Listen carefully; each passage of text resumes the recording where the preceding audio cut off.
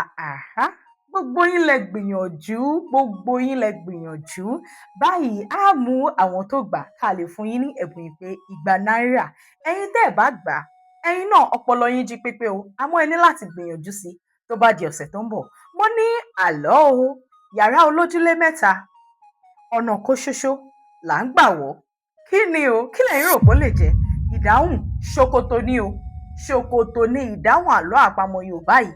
Tá a bá ní ká wò dáadáa, ọ̀nà mẹ́ta ló wà nínú ṣòkòtò tá à ń wọ̀.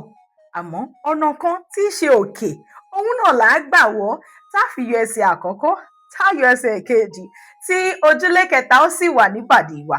Mo lérò pé ti kọ́ nǹkan tuntun lónìí. Gbogbo ẹ̀yin tẹ́ sì gbà pátá, á fún yín ní ẹ̀bùn ìpè igba náírà gẹ́gẹ́ bí mo ti ṣàlàyé. Tí ẹ bá fẹ́ ṣe onígbọ̀wọ́ wa lórí abala àlọ́ àpamọ̀ Yorùbá, ẹ dákun ẹ kàn sí mi. Àmọ́kẹ́ ọmọ bàbá àbílí onílù ìpàdé di ọ̀sẹ̀ tó ń bọ̀ kí Elédùmarè kó má kan àtẹ̀yìn wa. Ire o.